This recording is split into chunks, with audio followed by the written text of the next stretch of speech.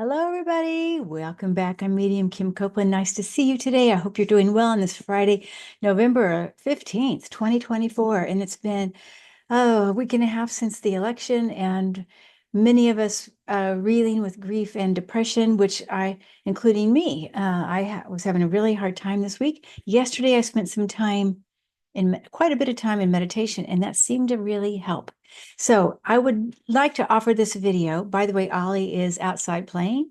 I started to do this recording earlier, and he wanted to go outside. So there he goes. But I wanted to do this to offer some tidbits, something that you might find in this video that might help you get through these times. Okay. And we're going to talk a little bit about a meditation and talk about just some ideas of thought processes, talk about some points you can hold, and let's see what else, something else, I think. Well, anyway, we'll just start with that and see. So, first of all, I did a meditation I thought really worked for me because I have a hard time meditating if I'm under a lot of stress or grief or a lot of emotions. So if I can focus on, let's say, colors, then that works better for me. And so what I did, and it worked, was I did the colors of the chakras up, and then I did the colors of the chakras down in the back. So I went up and then down. And as I did each chakra, I just breathed one time, one breath, the color red. Then again, now I moved up to the orange, second chakra, and third chakra, yellow, and then green. And then I go turquoise about right here, high heart. And then the blue, kind of like this blue right here,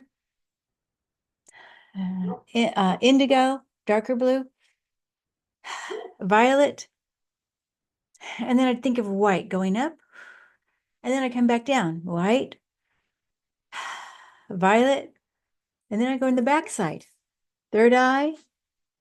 It's like where the neck and the head meet in that middle there, that little indent, that indigo. And then the throat, the blue, and then the high heart in the back, and the green in the back,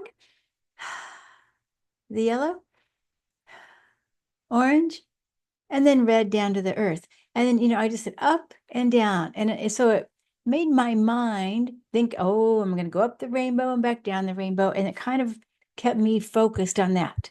And that really it also integrates the chakras. That's good. Something else you can do is hold your head like, oh my God, these are oh my God points, 1, 2, 3, and very good for stress. And it's a light touch because what you're doing when we're under a lot of stress or panic or fear or anger, we lose blood flow to the front of the brain. And by putting our fingers here lightly, we're inviting that blood to come back to the brain so we can think better.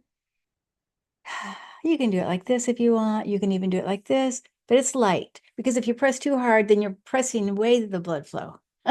You do light touch. You're just attracting the blood back to the brain. You could also combine this with the back of the head for a fear and panic, and maybe even as you're going to sleep or take a nap this way and breathing that way. Again, it's a light touch. So that's just something else you can do. Okay. So some ideas that friends have told me, and I love this. One of my friends, Richie, who helps me with the healing hour, he said, this is a time now we can learn even greater sense of peace in the heart. If we go within, we practice looking within instead of looking on the outside of us. This is where we find the peace. No matter what, we're never going to find a world of peace.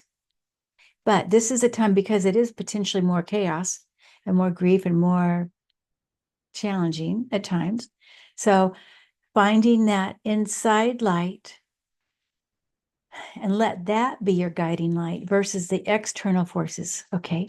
So this is it, the center part. Now, another friend of mine, LaDonna, mentioned, and she got this in our class when we were in class together, we were doing some channeled writing. And she said her team told her, when we hold a hot object, let's say a hot iron, we let it go right away. We know it's hot, we let it go. And then we can do the same thing with hot emotions or with emotions that are not good for us. We tend to hold on to those emotions instead of letting them go. And if we can think of those grief or fear or panic emotional qualities that we're holding on to, if we can think of it like that and just let them go magically in a way, maybe you tap it down or something like that. That also works too, that EFT tapping. Uh, then if we can just let those move, why would we want to hold on to emotions if they're hurting us? And it doesn't do us any good to hold on to the fear, especially to the fear. And I know it's easier said than done. And let's just say we can't get rid of the fear. Maybe we've got the fear, we feel like it's living in our body. We could do that EFT tapping. It's around the ears, and then I think you could even do here. There's a variety. You can look online to see this. This is the K27, and I think they do the thymus. This is a spleen point, and then you can do the side of the legs and the karate chop on the hand. That's and then you think of the fear thing,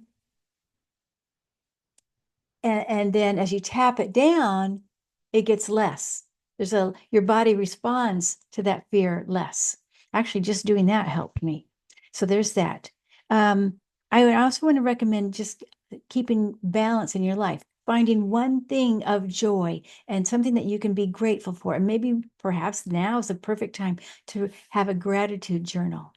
One thing a day that you can be grateful for, and go back to it as much as you can. And if you want to write 5 things or 10 things or just focus on that, maybe even if you have a mirror, if you don't want to do a journal, just write it on your mirror, one of those erasable markers on your mirror. And I'm grateful for, my dog Ollie, or I'm grateful for my dog Isabella, and or I'm grateful for you guys. So there's that. Now, here's something I've heard online by, oh, I don't remember her name, but she has a YouTube channel called Resistance Live. And she gives amazing, really practical advice. She's an attorney, and she also gives um, a lot of insight about what's even reasonable or not, for the new administration.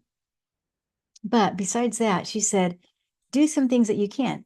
Make sure, okay, you've got, if there's anything that you need now that you think you might need in a few months because of, let's just say the tariffs are going to be in place and prices go up, or maybe there isn't going to be, cost of food and or fruits and vegetables or whatever going to go up, or, maybe for a variety of reasons, okay, whether it's tariffs or the um, immigrant deportation, whatever the reason is, plan for it now. So maybe you need to fill your freezer with fruits and vegetables.